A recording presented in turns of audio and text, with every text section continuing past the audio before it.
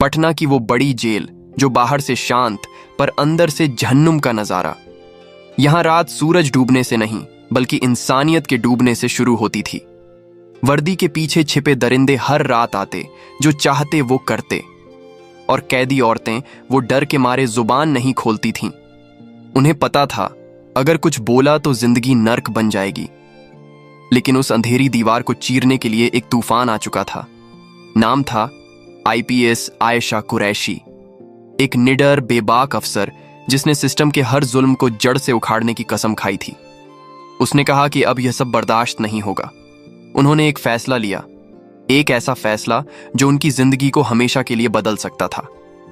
आयशा ने अपनी आईपीएस की वर्दी उतारी और एक बेबस कैदी का भेष धारण किया। मिशन साफ था, जेल के अंदर हो रहे अन्याय को रंगे हाथों पकड़ना। पहली ही रात जेल के बड़े शैतान अंदर आए और उनकी सीधी नजर आयशा पर पड़ी। अब सवाल यह है, क्या एक आईपीएस अफसर भी बाकी कैदियों की तरह उन दरिंदों के हाथों बर्बाद हो जाएगी? क्या वह खौफनाक रात उसका आखिरी मिशन साबित होगा, या फिर आईपीएस आयशा कुरैशी उन सारे भेड़ियों को उनके ही बिल में घुसकर पकड़ेगी? ये जानने के लिए वीडियो को अंत तक जरूर देखें। दोस्तों, बिहार का एक शहर पटना, जो बाहर से जितना अच्छा दिखता है, अंदर से उतना ही अंधेरों और भयानक सच्चाइयों से भरा हुआ है। कहा जाता है कि यह शहर कभी नहीं सोता। इसी शहर में एक निडर और सख्त मिजाज police officer IPS Ayesha Qureshi तैनात थी। आयशा बाहर से शांत और सुलझी हुई नजर आती थी, लेकिन अंदर से वह फौलाद की तरह सख्त, इंसाफ के लिए बेरहम और उसूलों पर कायम खातून थी। पटना के बड़े से बड़े मुजरिम का हाल यह था कि उनका नाम सुनते ही थरथराने लगते। मशहूर था कि अगर कोई मुजरिम कसूरवार ना भी हो तो सिर्फ आयशा कुरैशी के खौफ से अपने गुनाह कबूल कर लेता था। आयशा एक छोटे कस्बे गया से निकलकर इस बड़े शहर पटना में अपनी मेहनत और जद्दोजहद के दम पर आईपीएस के ओहदे तक पहुंची थी। वो सिर्फ आईपीएस ऑफिसर नहीं थी, बल्कि उन सब के लिए उम्मीद की किरण थी जिन पर जुल्म ढाया गया था। उनका एक उसूल था, जालिम चाहे कितना ही बड़ा क्यों ना हो, सजा जरूर पाएगा। यही वजह थी कि पटना के गली कूचों में उनके नाम से खौफ फैल जाता था। एक दिन की बात है, सुबह का वक्त था। आईपीएस आयशा कुरैशी अपने ऑफिस के केबिन में बैठी चाय पी रही थीं और सामने पड़े ताजा अखबार की सुर्खियां पढ़ रही थीं कि अचानक दरवाजा खुला। अंदर आया एक हल्की सी घबराहट में डूबा हुआ जेल का मुलाजिम रवि, जो पटना महिला जेल में किचन असिस्टेंट और सफाई के काम पर मामूर था। रवि का चेहरा पीला पड़ा हुआ था।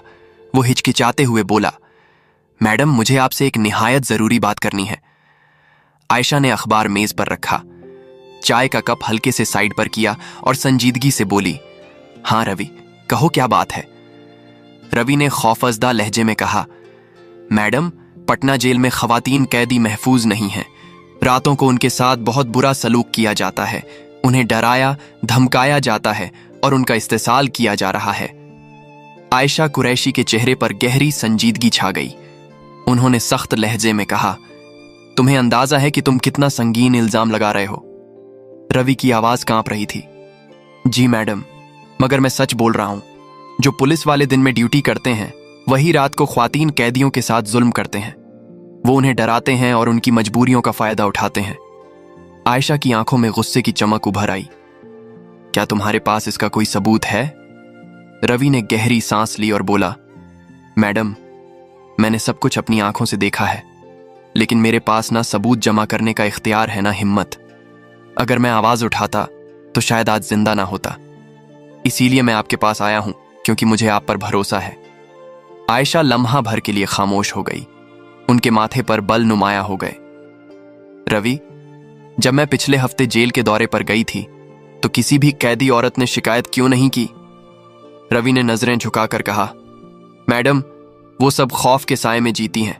उन्हें धमकाया जाता है कि अगर जुबान खोली तो उनका ऐसा अंजाम होगा जिसका वो तसव्वुर भी नहीं कर सकती। आयशा ने अपनी कुर्सी से उठकर खिड़की की तरफ देखा। लम्हा भर की खामोशी के बाद उनका लहजा फौलाद की तरह सख्त हो गया। रवि, तुमने बहुत हिम्मत दिखाई है।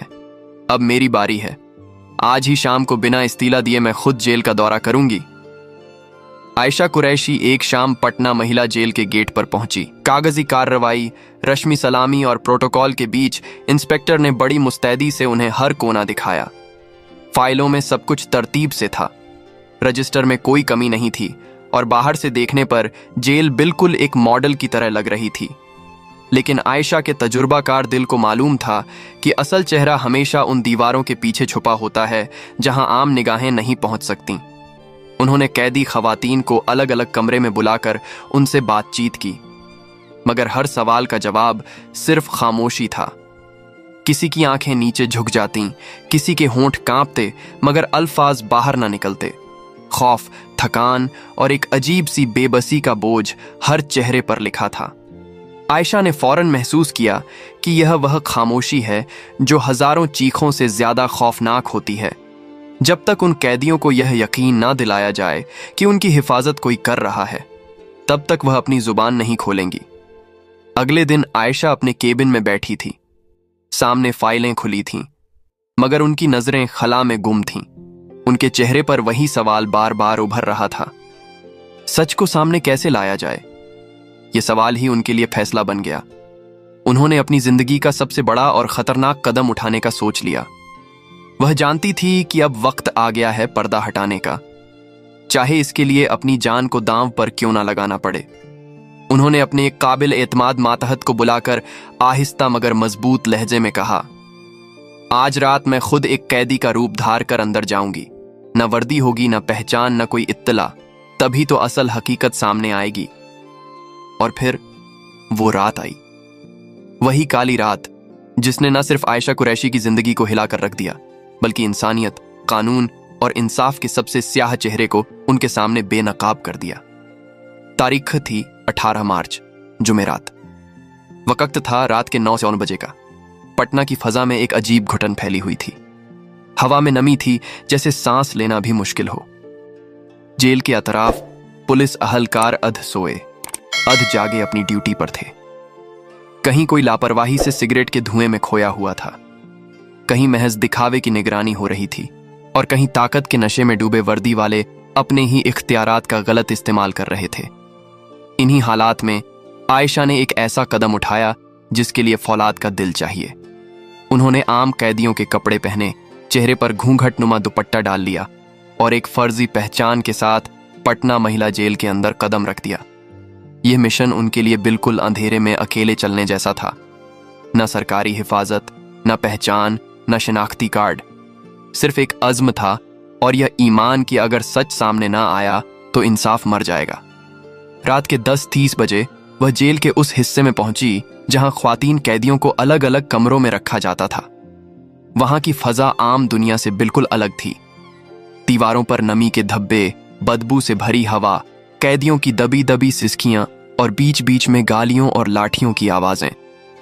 आयशा ने जो मंजर देखे वह किसी भी मजबूत इंसान का दिल दहला देने के लिए काफी थे। कुछ पुलिस वाले कैदी खवातीन को जबरदस्ती नचवा रहे थे, कोई उनके जिस्मों पर हाथ फेर रहा था, कोई बेहुदा मजाक कर रहा था।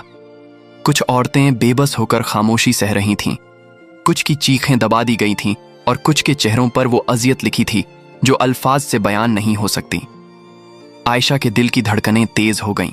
वो जानती थी यह जेल सिर्फ एक कैदखाना नहीं बल्कि एक अंधी नगरी है जहां ताकत कानून पर भारी है। लेकिन वह भी तैयार होकर आई थी। उनके कपड़ों के अंदर एक छोटा सा खुफिया कैमरा लगा था जो हर मंजर रिकॉर्ड कर रहा था। कॉलर के नीचे छुपा माइक्रोफोन हर आवाज बाहर एक खुफिया टीम को पहुंचा रहा था। आयशा कुरैशी अकेली नहीं थी, उनकी हिम्मत के साथ एक सच की पूरी टीम खड़ी थी। जैसे ही आयशा कुरैशी जेल के अंदर कैदियों के बीच पहुंची, एक पुलिस वाला तेज कदमों से उसकी तरफ बढ़ा। उसकी आंखों में शक और लबों पर तनसुखुर था। उसने घूरते हुए कहा, अरे तुम कौन हो? तुम्हें पहले कभी यहां नहीं देखा। तुम्हारा नाम क्या है? आयशा ने एक गहरी सांस ली, जैसे अपने गुस्से और सच्चाई को काबू में रख रही हो, और नरम लहजे में जवाब दिया, साहब, मैं आज ही यहां लाई गई हूं, सभी कैदियों के साथ शिफ्ट में। पुलिस वाले ने अपनी मूंछों को मरोड़ते हुए और ज्यादा सख्त आवाज में पूछा, कौन सा जुर्म किया है तुमने? आयशा ने नजरें झुकाते हुए कहा, मुझ पर चोरी का इल्जाम है, लेकिन मैं बेकसूर हूं। मैंने कुछ नहीं किया। पास ही खड़े 2-3 पुलिस वाले जहरीली हंसी हंसने लगे। एक ने तंज कसते हुए कहा, हाँ हाँ हाँ, हर कैदी यही रट लगाता है। सच तो कभी कोई बोलता ही नहीं। नाम क्या बताया तुमने? आयशा ने अपनी आवाज को नरम रखते हुए कहा, मेरा नाम फातिमा है। एक पुलिस वाला अहंकार भरते हुए बोला, वाह रे, नाम भी बिल्कुल अजीब है। अच्छा, अब ज्यादा बातें ना करो, हमारे पांव दबाओ, वरना अंजाम अच्छा नहीं होगा। आयशा ने उसकी आंखों में आंखें डालकर पुरसुकून मगर फौलादी लहजे में कहा, साहब, मैं यहां अपनी सजा भुगतने आई हूं, आपकी खिदमत के लिए नहीं। जब तक इल्जाम साबित नहीं होता, मैं महज एक मुश्तबा हूं, गुलाम नहीं। यह जुमला सुनते ही माहौल में तनाव फैल गया। एक पुलिस अफसर का खून खौल उठा।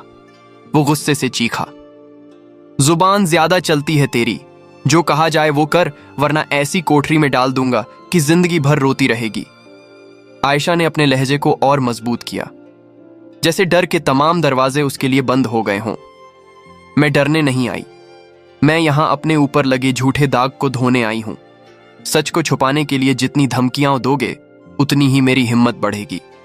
इतने में एक कमजोर और थकी हुई औरत कैदी चुपके से उसके पास आई।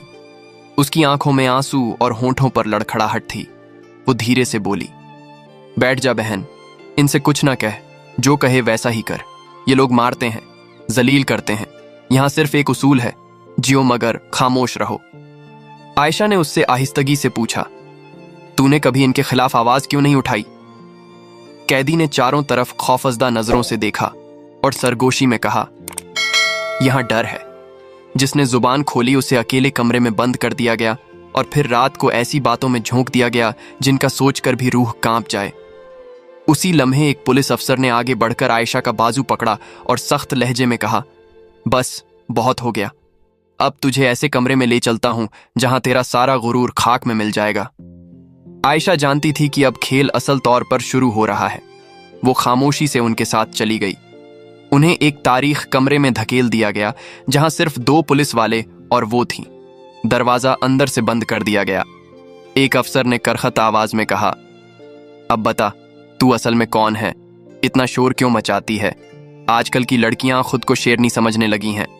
दूसरे ने मकरूह हंसी हंसी, हाँ हाँ, हम जैसे पुलिस वाले दोस्त भी बन सकते हैं और ऐसे दुश्मन भी कि जिंदगी बर्बाद कर दें। आयशा ने पुरसुकून मगर एतमाद भरी निगाहों से उन दोनों की तरफ देखा और बोली, मैंने कुछ गलत नहीं कहा, मगर तुम दोनों मुझे यहां क्यों लाए हो? एक पुलिस अफसर ने करीब आकर धमकी दी, चुप रहो, आधे घंटे में तुम्हें तुम्हारी असल औकात बता देंगे। आयशा ने महसूस किया कि अब फैसला खुन लम्हा आ गया है।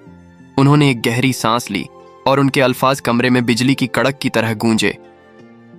सुन लो, मेरा नाम फातिमा नहीं है, मैं आईपीएस आयशा कुरैशी हूं और तुम दोनों जो कुछ कर रहे हो हर लम्हा रिकॉर्ड हो रहा है। बाहर पूरी टीम मेरी हर हरकत देख रही है। यह सुनते ही दोनों पुलिस वाले सख्त में आ गए। उनके चेहरे पर हवाइयां उड़ गईं। अभी जो गुरूर उनकी आवाज में था वो लम्हे भर में खौफ में बदल गया। आयशा कुरैशी का चेहरा सख्त और गंभीर था। उनकी आंखों में वह अज़्म झलक रहा था जिसे हिलाना आसान नहीं था। उन्होंने अचानक अपनी असली पहचान जाहिर कर दी। सवाल यह था, आयशा ने अपनी शिनाख्त इतनी जल्दी क्यों खोल दी? असल में वह जानती थी कि सामने खड़े यह दोनों पुलिस अहलकार अभी महज 2 माह पहले ही इस जेल में तैनात हुए हैं। अभी उनकी रूह पूरी तरह काला दाग नहीं बनी थी। अभी उनमें थोड़ी बहुत इंसानियत बाकी थी, मगर वह भी इस करप्ट निज़ाम के शिकंजे में आकर धीरे धीरे अंदर से गलने लगे थे। आयशा ने उन्हें सीधी नजरों से देखा और धीरे मगर वजनी आवाज में सवाल किया, तुम दोनों का क्या नाम है? एक ने नजरें झुकाकर हिचकिचाते हुए कहा, मनोज। दूसरे ने भारी सांस लेते हुए बोला, मेरा नाम रमेश है। आयशा ने लम्हा भर तवक्कुफ किया, फिर संजीदा लहजे में पूछा, क्या तुम जानते हो तुम इस वक्त किससे बात कर रहे हो? दोनों दरोगा एक दूसरे को देखने लगे और एक साथ बोले, नहीं, और हमें इससे कोई फर्क भी नहीं पड़ता। यहां हर कोई झुकता है, तुम भी झुकोगी। बस थोड़ी देर में साहब आ रहे हैं, फिर तुम्हारी सारी अकड़ निकल जाएगी। इस जेल में कोई अफवाह नहीं है, सबको सीधा कर दिया जाता है। आयशा का चेहरा अब फौलाद बन चुका था, लेकिन उनकी आंखों में एक ऐसी रोशनी थी जो उनके अंदर के एतमाद को जाहिर कर रही थी। वो पूरी ताकत के साथ बोली, सुनो, मैं मामूली औरत नहीं हूं, मैं पटना शहर की आईपीएस हूं, आयशा कुरैशी। और ये बात मैंने तुम्हें इसीलिए बताई है क्योंकि अब तुम्हें मेरे साथ चलना होगा। ये मेरा जाति मिशन नहीं है, ये इंसानियत का मिशन है। मनोज और रमेश दोनों सख्त में आ गए। एक ने झुंझलाहट में कहा, तो आईपीएस है तो क्या हुआ, हम भी तो पुलिस वाले हैं, हम कोई आम लोग नहीं। दूसरा हंसी उड़ाकर बोला, हाँ हाँ हाँ, अरे देख मनोज, ये तो बड़ी फिल्मी बातें कर रही है, अगर फिल्मों में होती तो अभी तक बड़ी हीरोइन बन चुकी होती। लेकिन आयशा कुरैशी जानती थी कि यह वक्त हंसने या डरने का नहीं है। उन्होंने अपनी आवाज को और बुलंद किया, लहजे में फौलाद भर लिया और कहा, बस तुम दोनों भूल रहे हो कि तुम किसके सामने खड़े हो। यह मेरा आखिरी इंतबाह है, अपनी हद में रहो, वरना याद रखो नौकरी तो खो ही दोगे। लेकिन इस जेल में इन्हीं औरतों के साथ खड़े मिले होंगे जिन्हें तुमने सताया है, और वो दिन तुम्हारा सबसे बुरा दिन होगा। यह अल्फाज बिजली की कड़क की तरह कमरे में गूंजे। दोनों दरोगा के चेहरे पर पहली बार खौफ के आसार नजर आए। उनके कदम डगमगाने लगे, सांसें भारी हो गईं। उन्हें एहसास हो गया कि सामने खड़ी यह औरत कोई कमजोर कैदी नहीं, बल्कि वह ताकत है जिसे दबाना नामुमकिन है। आयशा ने पूरे एतमाद के साथ अपनी जेब से एक शिनाख्ती पास निकाला। पास पर उनका नाम, ओहदा और पूरी सर्विस की तफसीलात दर्ज थी। जैसे ही मनोज और रमेश ने वह देखा, वो फौरन घुटने टेक कर उनके कदमों में गिर गए। दोनों एक साथ बोले, मैडम, हमें माफ कर दीजिए, हमने आपको पहचाना नहीं, हमसे भारी गलती हो गई। ऐसी शख्सियत हमने अपनी जिंदगी में कभी नहीं देखी। आयशा ने एक गहरी सांस ली और धीरे से कहा, मैं तुम्हें माफ कर सकती हूं, मगर एक शर्त पर, तुम्हें सच का साथ देना होगा। अगर तुम मेरा साथ दोगे तो तुम बच सकते हो, वरना तुम भी इन्हीं दरिंदों की सफ में खड़े हो जाओगे जिन्हें मैं कभी नहीं छोड़ूंगी। मनोज और रमेश फौरन सर झुकाकर बोले, जी मैडम, हम आपके साथ हैं, आप जो कहेंगी हम वही करेंगे। आयशा ने उन दोनों की आंखों में झांका, जैसे परख रही हो कि यह झूठ तो नहीं बोल रहे। फिर धीरे से कहा, तो फिर सच बताओ, हर रात जब यह जेल अंधेरे में डूब जाती है, दरवाजे बंद हो जाते हैं, तो इन बेबस औरतों के साथ क्या होता है? कमरे में एक लम्हे को खामोशी छा गई। फिर दोनों ने भारी दिल से वो राज खोलना शुरू किया जिसने पूरे निजाम का भयानक चेहरा बेनकाब कर देना था। मनोज और रमेश एक दूसरे को देखते हुए चंद लम्हे खामोश खड़े रहे। उनके चेहरों पर खौफ और पसीने की मिलीजुली लकीरें उभर रही थीं। फिर जैसे बंद लबों से झर टपका हो, उन्होंने एक एक करके वह सब कुछ उगल दिया जो आयशा ने सुनने की तवक्को भी नहीं की थी। रात के अंधेरे में किस तरह औरतों को उनकी कोठरियों से निकाला जाता है, किस तरह वर्दी पहनने वाले ही मुहाफिज नहीं बल्कि दरिंदे बन जाते हैं, किस तरह जिस्मानी और जहनी इस्तेहसाल के वह मंजर होते हैं जिन्हें बयान करते हुए भी रूह कांप उठे, और किस तरह यह सब आला अफसरों की मिली भगत से छुपाया जाता है। फाइलों में झूठी रिपोर्टें भरकर सब कुछ दबा दिया जाता है। आयशा कुरैशी का चेहरा गुस्से से सुर्ख हो गया। उनकी आंखों में वह आग भड़कने लगी जिससे बड़े बड़े जुर्म पेशा कांप जाते थे। अब उन्हें यकीन हो गया कि शामो जेल का किचन असिस्टेंट ने जो बताया था वह कोई अफवाह नहीं बल्कि नंगी सच्चाई है।